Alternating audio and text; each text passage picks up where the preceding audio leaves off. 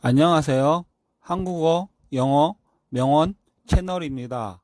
오늘은 탈무드의 이야기를 듣기로 하겠습니다. 어떻게 행동해야 하는가? 어떻게 살아가야 하는가? 인생을 변화시키는 탈무드의 지혜. 우물, 족제비, 그리고 사랑. 한 소녀가 가족과 함께 여행하고 있었습니다. 아침에 눈을 뜬 소녀는 잠시 혼자 걷고 싶은 생각이 들었습니다. 이른 새벽 혼자 산책길을 걸어보았습니다. 아름다운 경치에 마음을 빼앗긴 채 한참을 걷다 보니 소녀는 자신이 길을 잃었다는 사실을 깨달았습니다.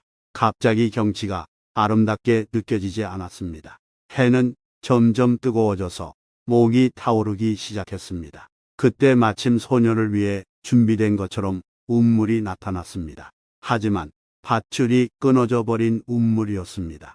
소녀는 안을 들여다보고는 그다지 깊은 것 같지 않다고 생각했습니다. 그래서 한때 두레박이 묶여 있었을 동아줄을 타고 우물 안으로 내려갔습니다.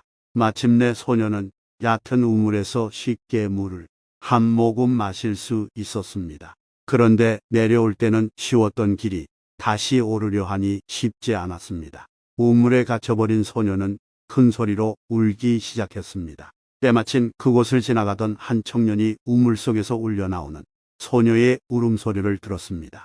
청년은 당장 달려가 소녀를 안심시키고 튼튼한 밧줄을 가져와 소녀를 무사히 끌어올렸습니다. 소녀는 나이는 어렸지만 무척 아름다웠고 눈빛이 빛났습니다. 소녀는 자신을 구해준 청년이 믿음직하게 느껴졌습니다. 두 사람은 첫눈에 사랑에 빠지고 말았습니다. 하지만 두 사람은 갈 길이 정해져 있었습니다. 소녀와 청년은 반드시 다시 만나 결혼하기로 약속합니다. 두 사람은 사랑의 맹세를 지켜줄 증인을 찾던 중에 지나가던 족제비가 두 사람을 구경하다 숲으로 들어가는 것을 보고 청년이 말했습니다.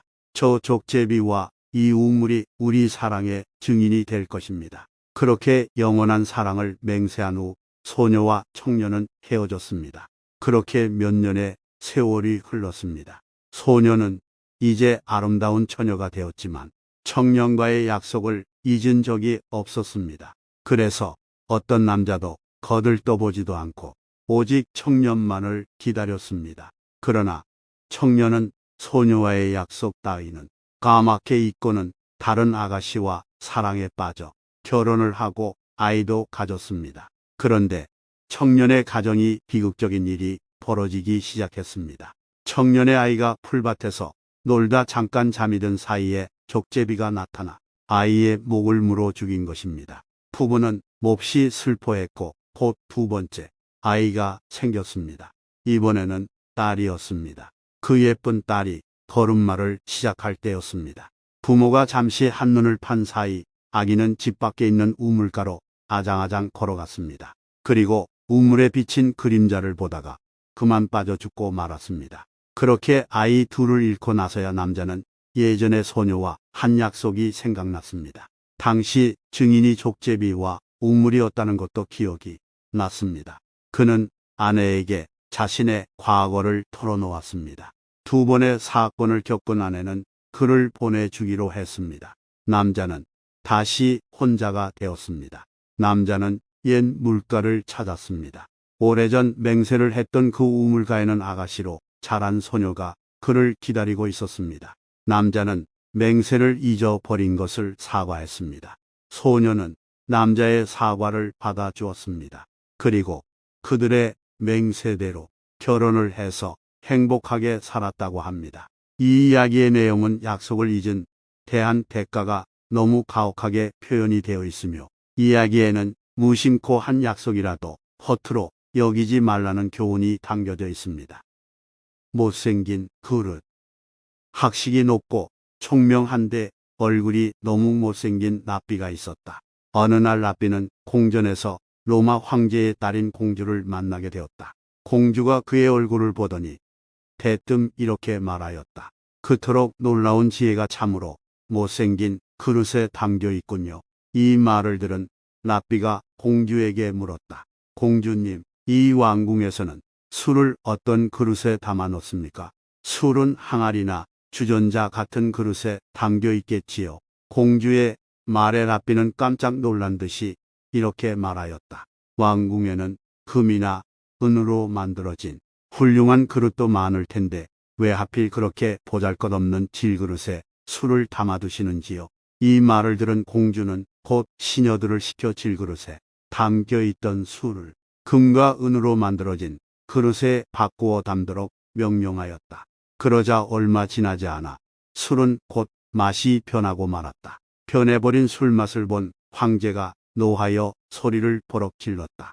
아니, 누가 술을 이런 데다 담는 어리석은 짓을 했단 말이냐.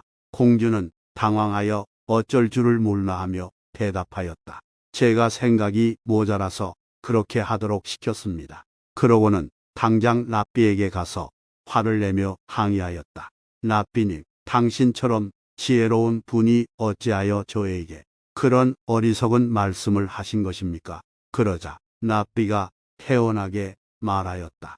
저는 다만 아무리 귀한 것일지라도 때로는 보잘것없는 그릇에 담아두는 편이 훨씬 나을 수 있다는 것을 가르쳐 드리고 싶었을 뿐입니다. 세 자매, 세 딸을 둔 아버지가 있었다. 딸들은 모두 아름다웠으나 제각기 하나의 결점이 있었다. 첫째는 게으름뱅이였고, 둘째는 물건을 훔치는 버릇이 있었으며, 셋째는 남 험담하기를 즐겼다.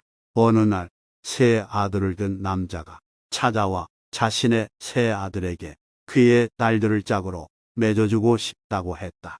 이에 아버지는 딸들에게 이런저런 결점이 있다고 솔직히 이야기했다. 그 남자는 그런 정도의 결점은 자신이 책임지고 고쳐나갈 수 있으니 염려하지 말라고 했다. 그리하여 세 자매는 한 집안으로 시집을 가게 되었다. 세 며느리를 맞이한 시아버지는 게으름뱅이 며느리에게 많은 몸종을 내어주어 일을 하게 했고, 물건을 훔치는 버릇이 있는 며느리에게는 창고의 열쇠를 주면서 가지고 싶은 것이 있으면 무엇이든 언제나 마음대로 가져라 하고 말했으며, 남 험담하기를 좋아하는 며느리에게는 매일 아침 어제는 누가 무슨 잘못을 했느냐 라고 물었다. 얼마 후 세 딸이 걱정된 아버지가 딸들의 집으로 갔다.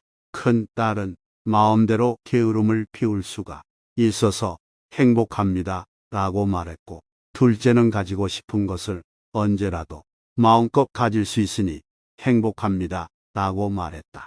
그러나 막내는 시아버지가 시시콜콜 참견해서 몹시 괴롭다고 말했다. 세 딸을 만나본 아버지는 흡족한 마음으로 집으로 돌아왔다. 아버지는 두 딸의 말은 사실로 여겼으나 막내 말만은 곧이 듣지 않았는데, 왜냐하면 막내는 헐 뜯는 버릇이 있었기 때문이었다. 실력을 키워 성공을 만들어갈 우리 구독자님들을 진심으로 응원합니다. 영상 시청해 주셔서 감사합니다.